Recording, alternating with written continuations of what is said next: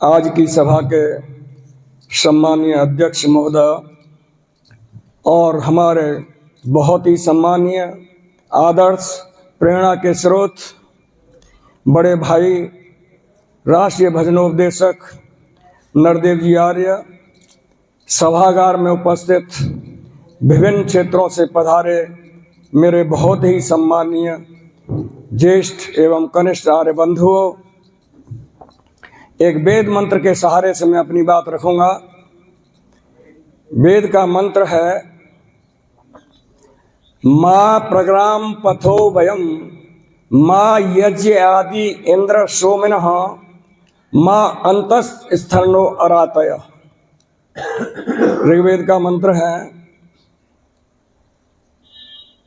इसमें एक साधक, एक ईश्वर का भक्त परमपिता परमात्मा से प्रार्थना करता है, क्योंकि ईश्वर की महती असीम अनुकंपा से हमारे पूर्व जनों के उन पवित्र शुभ कर्मों से हमको ये मनुष्य का जीवन प्राप्त हुआ है। जीवात्मा का जो परम लक्ष्य है परमानंद की प्राप्ति, वो परमानंद की प्राप्ति केवल और केवल इस मनुष्य शरीर से ही प्राप्त होती है। अन्य जितने भी शरीर आप संसार के अंदर देखते हैं वो समस्त शरीर, समस्त योनियां वो भोग योनियां हैं। केवल और केवल एक मनुष्य योनि ही वो योनि है जिससे जीवात्मा का जो लक्ष्य है परमानंद वो प्राप्त किया जा सकता है।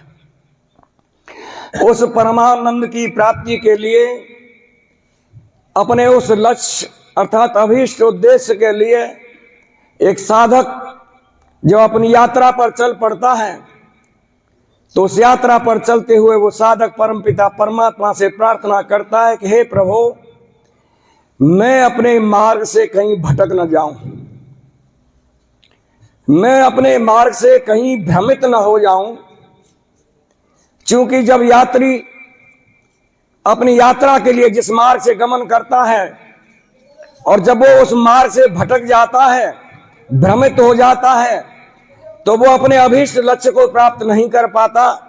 कब तक? जब तक उसे कोई सच्चा पथगामी न मिल जाए, कोई सच्चा पथ प्रदर्शक न मिल जाए। जब उसे कोई सच्चा पथ प्रदर्शक मिलता है, जब वो उसे वो सही रास्ते पर डालता है, तो निश्चित तौर पर उसकी यात्रा सफल होती है, अर्थात वो अपने लक्ष्य को प्राप्त करता है। ठीक उसी उद्देश्य को लेकर के वो साधक, वो भक्त अपने उस परम लक्ष्य परमानंद की प्राप्ति के लिए जब यात्रा पर चल रहा है तो परमपिता परमात्मा से प्रार्थना करता है कि हे ईश्वर, मैं अपने रास्ते से कहीं भटक न जाऊं, कहीं भ्रमित न हो जाऊं, क्योंकि कहीं मैं अपने लक्ष्य को प्राप्त न कर सकूं। इसलिए ऐसी प्रार्थना करते हुए वो साधक अपने यात्रा पर चल रहा है। वो कौन सा ऐसा रास्ता है, कौन सा ऐसा पथ है जिस रास्ते को, जिस पथ को वो साधक, वो भक्त छोड़ना नहीं चाहता, उसे भ्रमित नहीं होना चाहता, उसे भटकना नहीं चाहता।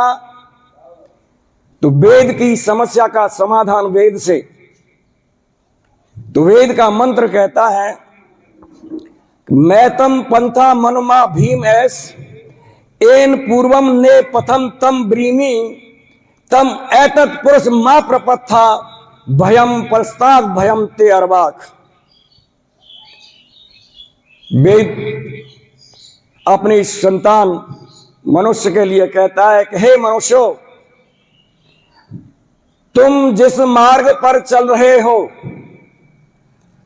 ये मार्ग बड़ा कठिन है, खतरनाक है, भ्रमित करने वाला है, भटकाने वाला है। मैं तुम्हें वो मार्ग बताता हूं जिस मार्ग पर तुम पहले कभी नहीं चले हो। अरे इधर भय है और इधर अभय है। सज्जनों, माताओं, वो साधक, वो भक्त एक दोराहे पर आकर के टिक जाता है। वो यात्री दोराहे पर खड़ा है, एक रास्ता इधर जाता है, एक रास्ता इधर जाता है। वो विचार करता है अब मुझे किस रास्ते पर चलना चाहिए जिस रास्ते से मैं अपने अभीष्ट को प्राप्त कर सकूं। रास्तों की तरफ देखता है। जब वो इस रास्ते की तरफ देखता है तो रास्ता बड़ा सरल दिखाई पड़ता है, बड़ा आकर्षित करने वाला रास्ता है, चमत्कारों से भरा पड़ा है, अनेकों प्रकार के रूप रंग चित्र विचित्र दिखाई पड़ते हैं, बड़ा मनमोहक रास्ता है। और जब इधर के रास्ते को देखता है तो रास्ता बड़ा कठिन दिखाई पड़ता है, किसी प्रकार का कोई आकर्षण नहीं है, किसी प्रकार का कोई चमत्कार नहीं है, किसी प्रकार के कोई रंग रूप चित्र विचित्र नहीं है। और ऐसा जान पड़ता है कि इस रास्ते पर यदि चला जाए तो तलवार की धार पर चलना है। अब वो विचार करता है, पथिक देखता है कि किस रास्ते पर चलना चाहिए। ये रास्ता तो अपनी तरफ खींच रहा है और ये रास्ता तो बड़ा ही कठिन है, तलवार की धार पर चलने जैसा है। मैं किस रास्ते से चलूं जिससे मैं अपने गंतव्य को प्राप्त कर सकूं। तो उस दोनों रास्तों पर 2 साइन बोर्ड लगे हुए हैं। इस रास्ते के साइन बोर्ड को देखता है, जो रास्ता आकर्षणों से भरपूर है, चमत्कारिक है, उस पर जो बोर्ड लगा है उस पर लिखा हुआ है रास्ता भौतिकवाद, परिणाम अधोगति, आत्मिक पतन। और जो रास्ता बहुत ही कठिन सा प्रतीत जो हो रहा है, किसी प्रकार का कोई आकर्षण नहीं है, उस रास्ते पर जो साइन बोर्ड लगा है उस साइन बोर्ड पर लिखा हुआ है रास्ता अध्यात्मवाद और परिणाम ऊर्ध्व गति ऊर्ध्ववेता। अब वो व्यक्ति विचार करता है, क्योंकि जब व्यक्ति किसी भी कर्म को करने के लिए उद्यत होता है तो वहां उसे परमात्मा की प्रेरणा होती है। जैसे ही व्यक्ति के मन में विचार बनते हैं, यदि पवित्र शुभ विचार बनते हैं, तो निश्चित तौर पर ईश्वर वहां प्रेरणा करता है। उस व्यक्ति को उत्साह, निसंगता, निर्भयता ये उसके हृदयंगम होती है। और जब व्यक्ति के विचार अशुभ होते हैं, अपवित्र होते हैं, गलत रास्ते की तरफ होते हैं, तो परमात्मा प्रेरणा करता है, वहां उसके हृदय के अंदर भय, लज्जा और शंका उत्पन्न होते हैं। लेकिन चूंकि वो व्यक्ति तो अपने उस परम लक्ष्य को प्राप्त करने के लिए चल पड़ा है और वो उस पवित्र मार्ग को नहीं छोड़ना चाहता, उसे वो भटकना नहीं चाहता, उसे वो भ्रमित होना नहीं चाहता। जब ईश्वर उसके इन पवित्र विचारों को देखता है तो परमात्मा उसके अंदर उत्साह उत्पन्न करता है और उसे प्रेरित करता है। तो पवित्र वेदवाणी कह उठती है कि उद्यानम ते पुरुष नाव्यानम, हे मनुष्य तुम उत्थान की तरफ चलो, तुम उन्नति के मार्ग पर चलो। अरे तुम्हें जीवन में ऊपर उठना है, तुम्हें आगे बढ़ना है, तुम्हें ऊपर उठ करके नीचे नहीं गिरना है, तुम्हें आगे चल करके पीछे नहीं लौटना है। उस व्यक्ति के विचार उठते हैं और बड़े उत्साह के साथ वो कह उठता है, वेदाहमेतम पुरुषम महंतम आदित्य वर्णम तम सह परस्तात तमय विदित्वात् मृत्यु मेति नान्य पंथा विद्यते अनाय।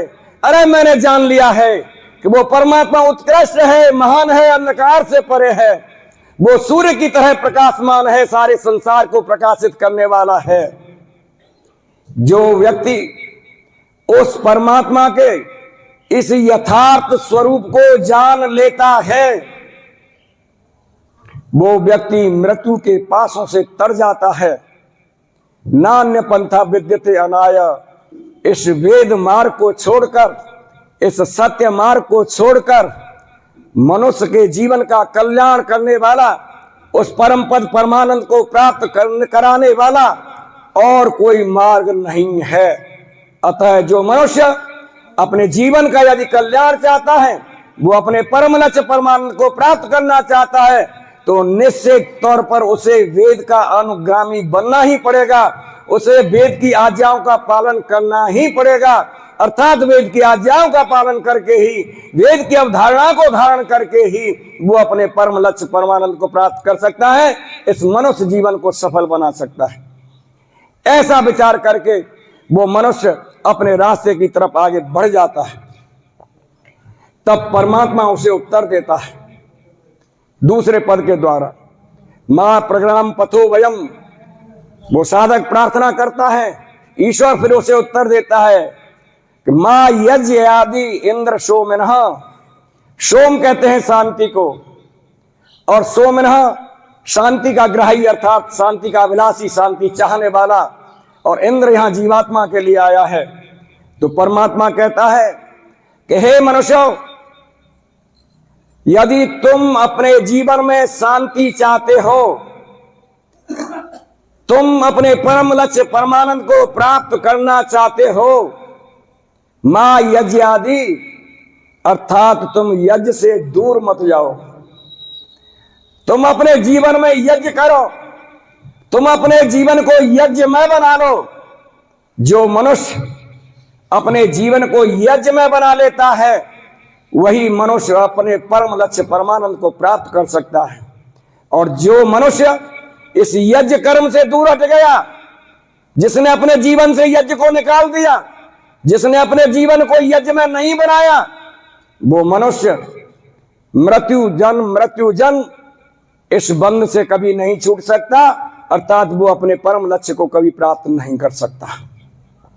इसलिए हमारा अपने परम लक्ष्य को प्राप्त करने के लिए हमें अपने जीवन को यज्ञ में बनाना है। क्यों? क्योंकि सतपथ ब्राह्मणकार कहता है कि यज्ञो वही श्रेष्ठतम कर्म है। अरे यज्ञ ही संसार के अंदर जहां कर्म की पराकाष्ठा समाप्त हो जाती है, अर्थात जो श्रेष्ठतम कर्म है वो कर्म यज्ञ संज्ञक होते हैं, अर्थात वो कर्म ही यज्ञ कहलाते हैं। इसलिए हमें अपने जीवन में उन कर्मों का समावेश करना चाहिए ताकि हमारा जीवन यज्ञमय बन जाए। मैं थोड़ा सा स्पष्ट करूं, प्रकृति 3 गुणों से युक्त है, सत रज तम। और हम सब आप जो बैठे हैं, ये सारा संसार उन 3 गुणों से ही युक्त है।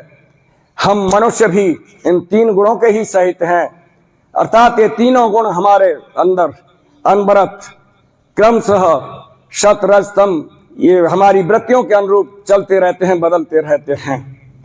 तो हमारे द्वारा होने वाला प्रत्येक कार्य भी इन 3 गुणों के अंदर ही घटता है, सात्विक, राजसिक, तामसिक। तो चूंकि यहां परमात्मा ने हमें अपने जीवन के कल्याण के लिए यज्ञ की प्रेरणा दी है, तो हमारा यज्ञ भी सात्विक होना चाहिए। यज्ञ भी 3 गुणों में घटता है, सात्विक, राजसिक और तामसिक। अब थोड़ा सा विचार करें कि सात्विक यज्ञ क्या है। देखिए, यज्ञ 2 प्रकार का होता है, भौतिक यज्ञ और आध्यात्मिक यज्ञ। भौतिक यज्ञ हम जो ये देव यज्ञ करते हैं, अग्निहोत्र करते हैं, भौतिक यज्ञ। और आध्यात्मिक यज्ञ जिन्हें हम श्रेष्ठतम कर्म, जिन्हें हम निष्काम कर्म कहते हैं। कर्म भी 2 प्रकार के होते हैं, सकाम कर्म और निष्काम कर्म।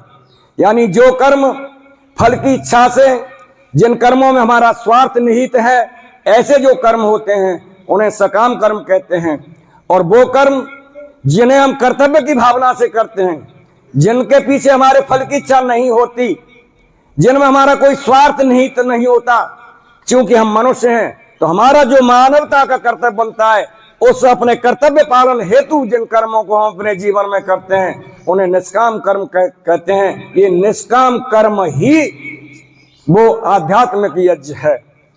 तो यहां मैंने कहा था कि जब तक हम सात्विक यज्ञ नहीं करेंगे, नहीं अपनाएंगे, तो यहां भौतिक यज्ञ में जब हम अग्निहोत्र करते हैं, देव यज्ञ करते हैं, तो उस यज्ञ को हम अपनी कर्तव्य भावना से, क्योंकि हमारे ऋषि और महर्षियों ने मनुष्य जीवन के कल्याण के लिए हमारे दैनिक जीवन में 5 यज्ञों का विधान दिया है, ब्रह्म यज्ञ, देव यज्ञ, पितृ यज्ञ, अतिथि यज्ञ और बलि वैष्णोदेव यज्ञ। इन यज्ञों को हम सात्विक विचारों के आधार पर अपनी कर्तव्य भावना के साथ में करते हैं। अपने देव यज्ञ करते हैं तो उसमें हमारा पवित्र समिधा हो, पवित्र घी और सामग्री हो, और पवित्र भावना के साथ हम श्रद्धा और निष्ठा के साथ यज्ञ करते हैं, वो सात्विक यज्ञ कहलाता है। अध्यात्म में जब हम किसी की सहायता करते हैं, कोई भी उपकार करते हैं, यदि उस उपकार में हमारा कोई उसके साथ एहसान नहीं है, हमारा कोई उसके साथ बदले की भावना नहीं है, केवल मैं मनुष्य हूं, मनुष्य का साथ करना, सहयोग देना, उसका हित करना, उसकी मदद करना मेरा कर्तव्य बनता है, इस भावना के साथ में हम ऐसा उपकार करते हैं तो वो सात्विक आध्यात्मिक यज्ञ है। दूसरा है रासिक, जो हम देव यज्ञ करते हैं, यदि उस यज्ञ को हम अपनी मान प्रतिष्ठा के लिए, अपनी पद प्रतिष्ठा के लिए, अपने धन ऐश्वर्य की कामना के साथ, दिखावे के लिए, इस भावना के साथ यदि यज्ञ करते हैं तो वो रासिक यज्ञ कहलाता है। और इस आध्यात्मिक यज्ञ में भी यदि मैं किसी का सहयोग करता हूं, मदद करता हूं, अगर मेरी उसमें बदले की भावना जुड़ी हुई है कि भाई मैं प्रताप सिंह का सहयोग कर रहा हूं, मदद कर रहा हूं, तो किसी दिन मुझे आवश्यकता होगी, मैं इनसे भी अपना सहयोग, मदद, आवश्यकता की पूर्ति करूंगा, इस तरह के भाव जहां आ जाते हैं, या एहसान की भावना जहां आ जाती है कि प्रताप सिंह के साथ में मैंने कोई उपकार कर दिया तो मेरा उन पर एहसान है, ऐसी भावना जहां होती है वो समस्त यज्ञ रासिक यज्ञ कहलाते हैं। तीसरा है तामसिक यज्ञ, जो हम देव यज्ञ करते हैं, यदि उस यज्ञ में हमारी पवित्र समझा नहीं है, घी और सामग्री हमारी पवित्र नहीं है, हमारी उसमें कोई श्रद्धा और निष्ठा नहीं है, हम किसी के दबाव से कर रहे हैं, हम उसे बेमन से कर रहे हैं, हमारी उसमें कोई रुचि नहीं है, कोई अपनी मजबूरी जैसी समझ करके कर रहे हैं, ऐसा यदि करते हैं वो तामसी यज्ञ है। और अध्यात्म में भी मैं बलबीर सिंह का, अगर कोई बलबीर सिंह जी मुझसे सहयोग की अपेक्षा करते हैं, सहयोग तो करता हूं, लेकिन अगर मैं क्रोधित होकर के करता हूं, झुंझला करके करता हूं, अश्रद्धा से करता हूं, बेमन करता हूं, ऐसी मेरी जहां कहीं भावना है वो तामसिक यज्ञ में आता है। इसलिए हमें अपने उस लक्ष्य को यदि प्राप्त करना है तो निश्चित तौर पर हमारा यज्ञ भी सात्विक होना चाहिए। तो परमात्मा यहां हमें निर्देश करता है कि हे मनुष्य, यदि तुझे अपने लक्ष्य को प्राप्त करना है तो तू अपने जीवन को यज्ञ में बना ले।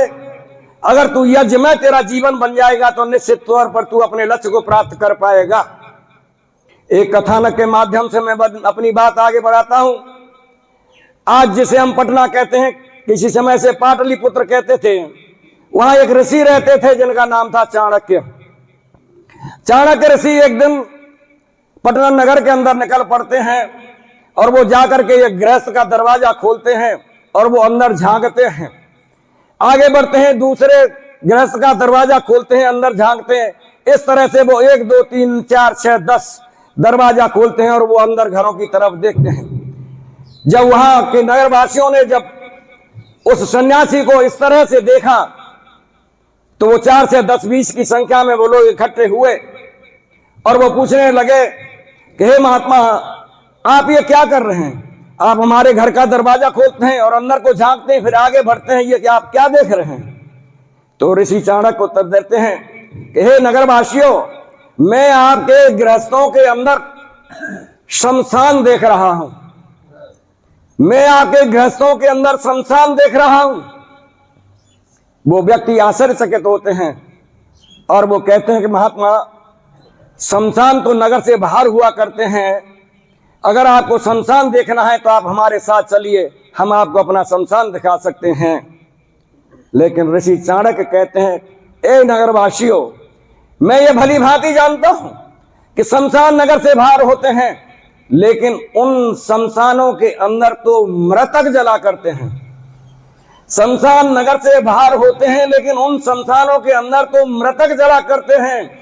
अरे मैं तुम्हारे गृहस्थों के अंदर वो शमशान देख रहा हूं जहां जिंदे लोग नित्य प्रति जला करते हैं, मैं वो शमशान देख रहा हूं। यहां फिर वो एक श्लोक उद्धृत करते हैं, विप्र पादोदकम न कर्दनानि, वेद शास्त्र ध्वनि न गर्जतानि, स्वाहा स्वाधाकार विवर्जतानि, शमशान तुल्यानि ग्रहाणि तानि। ऋषि चाणक्य कहते हैं कि जिन गृहस्थों के अंदर विद्वानों का, आचार्यों का, सन्यासियों का, वानप्रस्थियों का आगमन समय समय पर नहीं होता है, अर्थात उनके आतिथ्य में उनके पैर धोने से कीचड़ नहीं होती है, और जिन गृहस्थों के अंदर वेद शास्त्र के मंत्रों की ध्वनि गुंजायमान नहीं होती है, जिन गृहस्थों के अंदर स्वाहा स्वाहा की ध्वनि नहीं आती है, संसान तुल्याणी ग्रहाणी ताणी, अरे वो ही गृहस्थ तो शमशान है। अर्थात जिन गृहस्थों के अंदर विद्वानों को आना जाना न होता हो, जिन गृहस्थों के अंदर ये यज्ञ क्रिया न होती हो, वो गृहस्थ शमशान है, वो स्वर्ग नहीं है, वो गृहस्थ नरक है। इसलिए मैं उन गृहस्थों को देख रहा।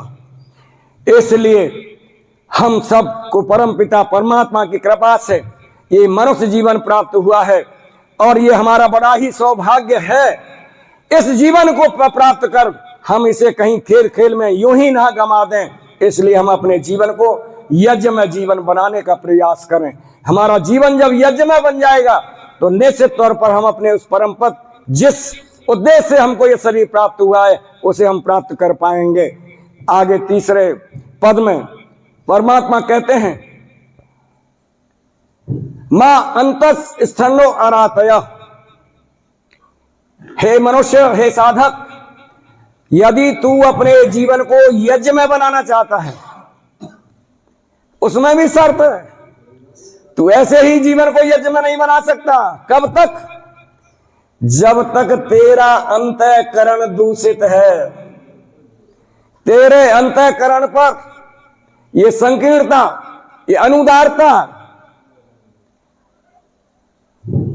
और ईर्ष्या, द्वेष, छल, कपट, राग, ये जो तेरे अंतःकरण पर जो मल जमा हुआ है, जब तक तू इसे साफ नहीं करेगा, तू अपने अंतःकरण को पवित्र नहीं बनाएगा, तब तक तेरा जीवन यज्ञ में नहीं हो सकता, तब तक तू यज्ञ का अधिकारी नहीं हो सकता।